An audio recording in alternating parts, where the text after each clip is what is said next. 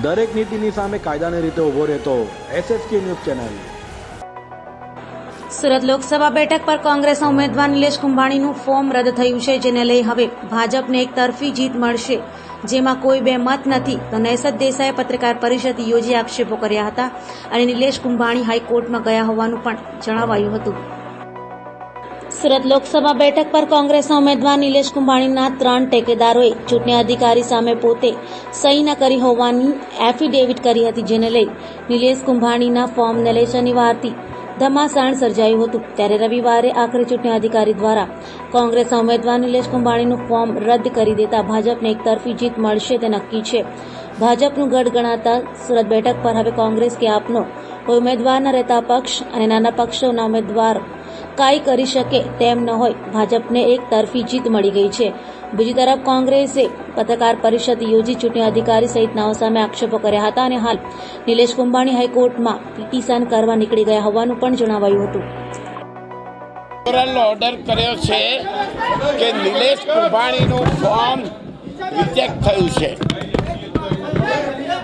સવાલ ઇલેક્શન કમિશનનું આ એક ભયાનક કાવતરું છે।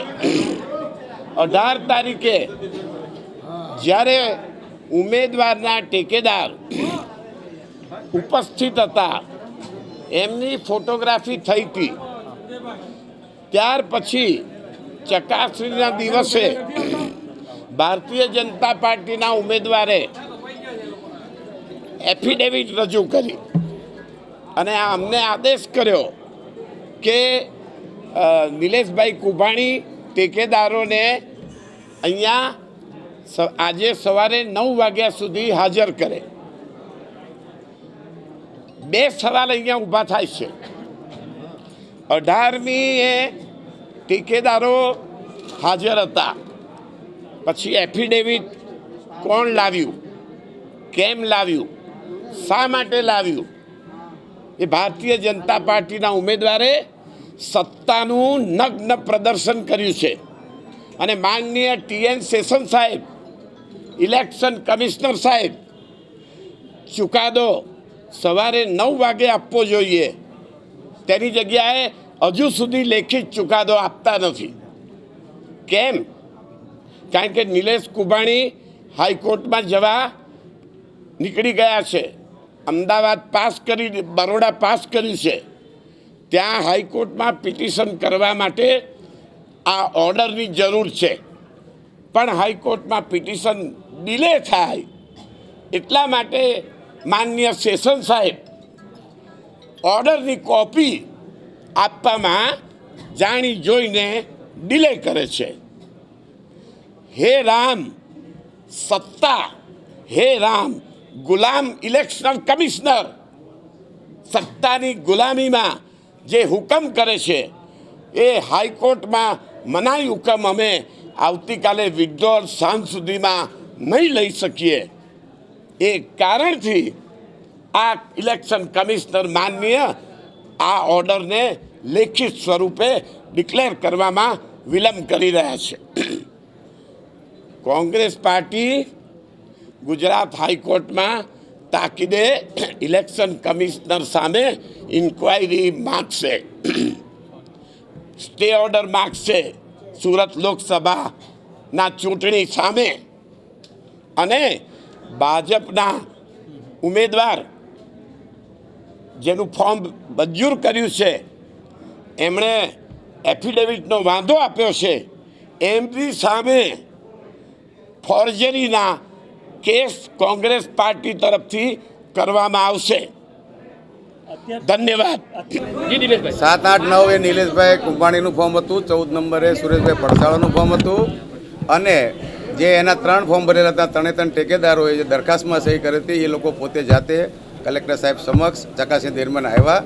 એ લોકો એવી રજૂઆત કરી હતી કે ભાઈ જે ફોર્મમાં જે સહી છે દરખાસ્ત તરીકે, એ મારી ફોર્મમાં મારી સહી નથી, હું અહીંયા કલેક્ટર સમક્ષ જ્યારે ફોર્મ રજૂ કરવાનું ત્યારે હું અહીંયા આવ્યો નથી અને મારી હાજરી નથી। 14 નંબરના ફોર્મના જે ટેકેદાર દરખાસ્ત કરનાર હતા, એણે પણ પોતે એફિડેવિટ કરીને આવી અને એણે એવી રજૂઆત કરી છે કે ભાઈ મારી સહી નથી। 3 પ્રકારનું છે। કલેક્ટરે એને ઘણા પ્રશ્ન પૂછ્યા છે, એને પણ એને ઓનલાઈન વિડીયોમાં એને જવાબ આપ્યા છે। એના અહીંયા જવાબ પણ એના લેખિતમાં લીધેલા છે કલેક્ટરશ્રીએ, અને એણે એફિડેટ કરીને પણ સોગંદપૂર્વક જણાવ્યું છે કે આમાં ફોર્મમાં મારી સહી નથી. આટલી એને રજૂઆત કર્યા પછી બંને પક્ષે કાલે 4 વાગ્યાનો સમય આપ્યો હતો. 4 વાગે સામેના પક્ષવાળાએ એ લોકોએ કીધું અમને સમય આપો, એટલે કલેક્ટર સાહેબે આજે સમય આપ્યો હતો. અમે બધાને 9 વાગે બોલાવ્યા હતા. 9 વાગ્યાથી દલીલ ચાલુ થઈ, લગભગ 1-1.5 કલાક દલીલ ચાલી. ત્યાર પછી સાહેબે એવું કીધું કે હવે હું આને ઓર્ડર પર મૂકીશ. અત્યારે ઓર્ડર આવ્યો છે અને બધાની હાજરીમાં, એ લોકોના હાજરીમાં અને અમારી હાજરીમાં કલેક્ટરે નિર્ણય જાહેર કર્યો છે. અને બંનેના ફોર્મ 7, 8, 9 જે કોંગ્રેસનું ઉમેદવાર નિલેશભાઈ કુંભાણી છે એનું ફોર્મ પણ રદ કરવામાં આવ્યું છે, અને 14 નંબરનું ફોર્મ સુરેશભાઈ પડસાળા છે એનું પણ ફોર્મ રદ કરવામાં આવ્યું છે.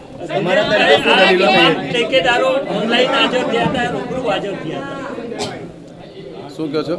તમે ટેકેદારો કલેક્ટર સાહેબ સમક્ષ ઓનલાઈન હાજર થયા હતા કે એ જાતે પોતે આવ્યા હતા. કલેક્ટર સમક્ષ એણે રજૂઆત કરી હતી. અને આપને જાણ ખાતર કહી દઉં છું કે કલેક્ટર શ્રી સમક્ષ જ્યારે પણ આ રજૂઆત થાય છે, અમે બી બેઠા હતા ત્યારે લાઈવ એનું રેકોર્ડિંગ થાય છે.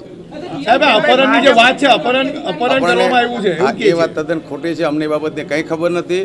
આ તો કોંગ્રેસના જે ઠેકેદારો છે એ આવીને કહી ગયા છે, એટલે આ ઇસ્યુ ઊભો થયો છે. અમારામાં કોઈ હાથ નથી. ભાજપ ઉપર આરોપ થઈ રહ્યો છે સીધો. એ આપ નોટરી જેણે કરી આપ એને પૂછી શકો છો. મને એ બાબતને ખ્યાલ નથી. ભાજપમાં આવે છે. એ બાબતની મને ખબર નથી. આપ એ નિલેશભાઈને પૂછી શકો છો. મેં આપને અહીંયા જે મારી જવાબદારી છે ચૂંટણી એજન્ટ તરીકે મારી જવાબદારી મેં તમને કોંગ્રેસ નથી, જીતને લઈને શું કહેશો? શું કહો છો? કોંગ્રેસ નથી હવે સુરતમાં વિપક્ષ નથી, સામે કોઈ હરીફ બી નથી, તો કઈ રીતે જીતને જોઈ રહ્યા? હજી કાલે ફોર્મ પાછું ખેંચવાનો સમય છે, અમને ખબર નથી. હજી 8, 9 ઉમેદવાર બાકી છે.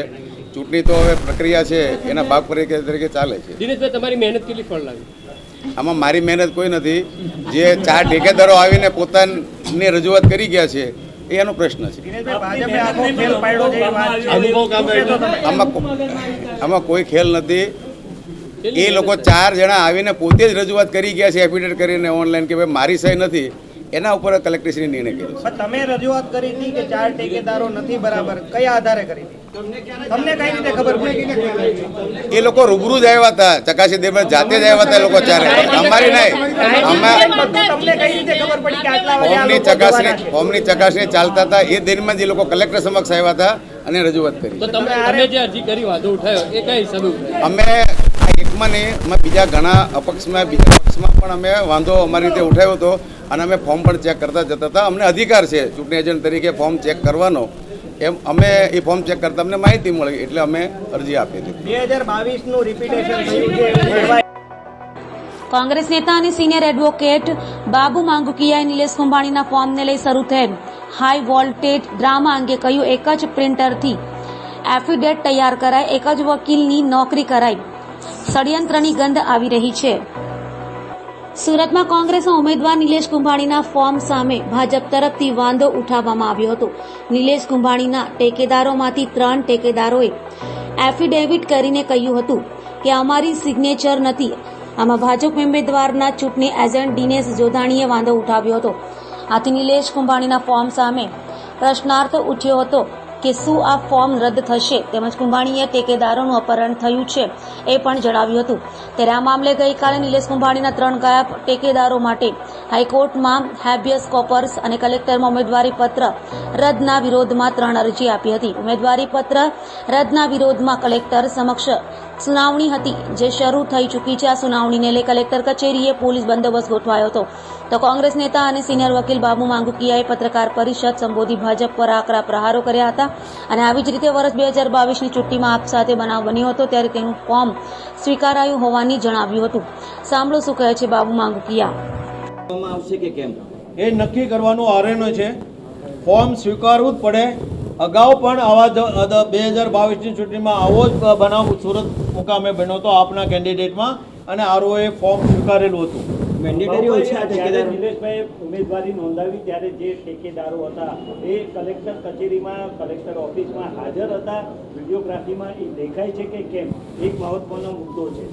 એ મુદ્દો મેં પણ કલેક્ટરમાં અરજી કર્યો છે અને કીધું છે કે આ 4 જણા મારા ફોર્મ ભરવા માટે મારા સરઘસમાં હાજર હતા. કલેક્ટર કચેરીના કમ્પાઉન્ડમાં અહીંયા સુધી આવ્યા હતા. પોલીસે મર્યાદિત લોકોને અંદર જવા દેવા માટે એને 4 જણાને અંદર જવા નહોતા દીધા. જો એને સાઇન ન જ કરી હોય તો કલેક્ટર કચેરીમાં મારી સાથે આવે નહીં. એટલે મેં એમને વિડીયો ફૂટેજ છે એ ચેક કરવાની અને ત્યાર પછી નિર્ણય કરવાનો દલીલ કરી છે.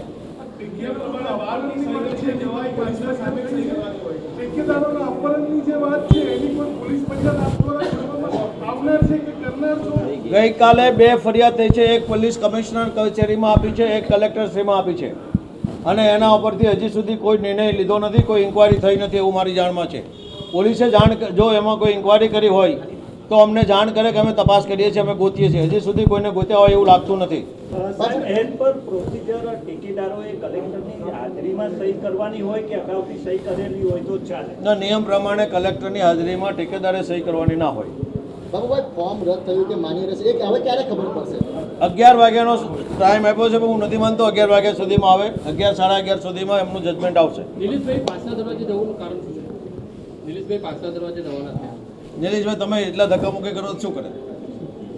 3 જણાની તો ઘડિયાળ મારે સામે તૂટીને પડી છે. તમે ડિસિપ્લિન જો મીડિયાની મેન્ટેન કરે તો ક્યાંથી એક્સેપ્ટ કરશો તમે?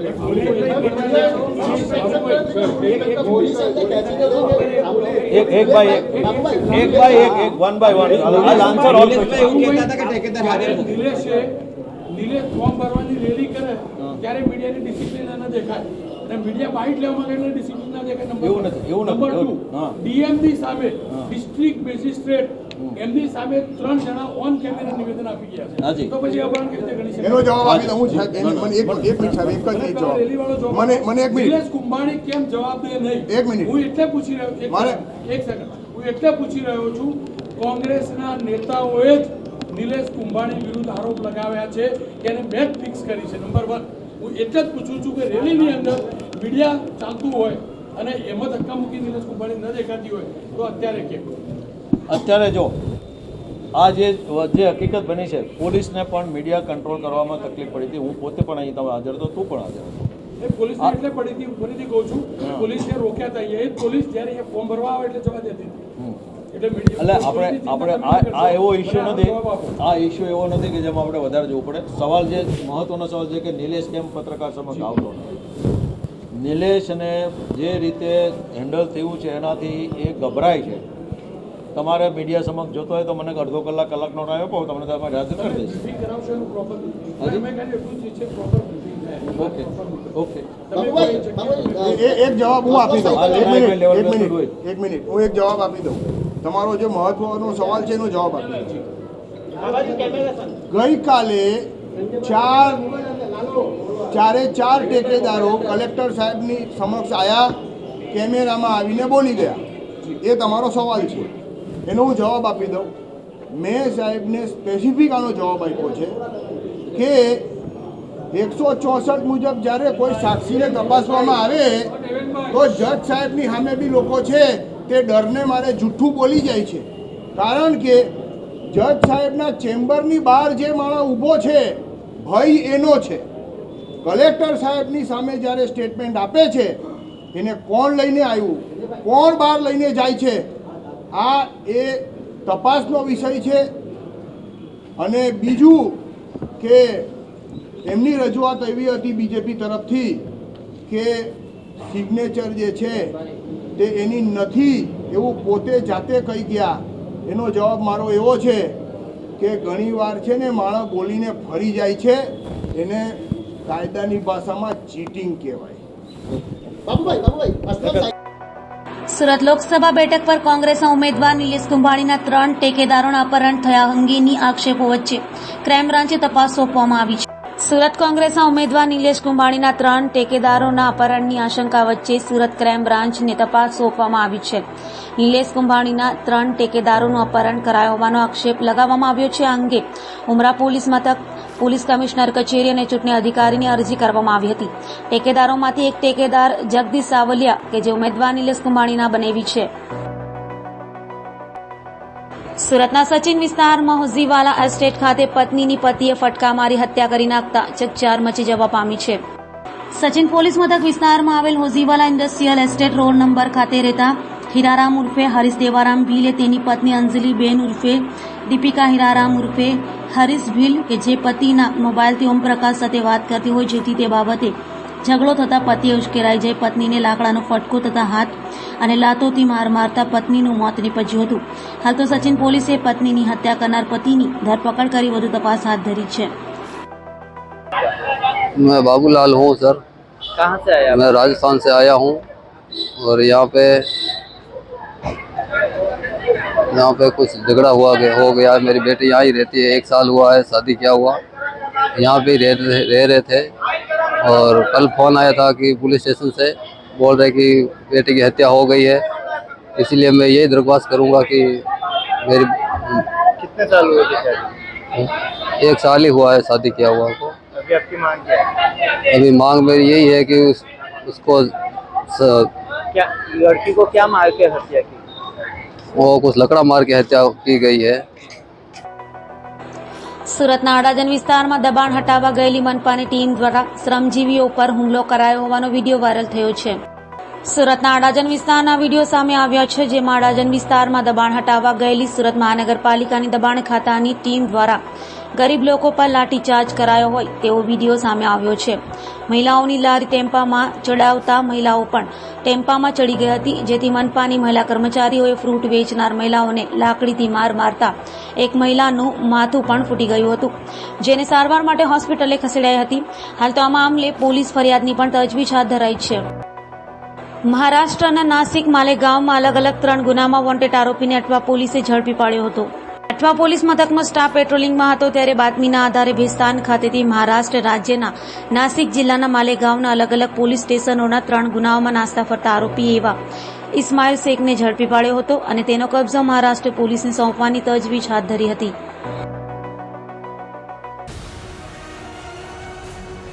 દરેક નીતિની સામે કાયદાની રીતે ઉભો રહેતો SSK ન્યૂઝ ચેનલ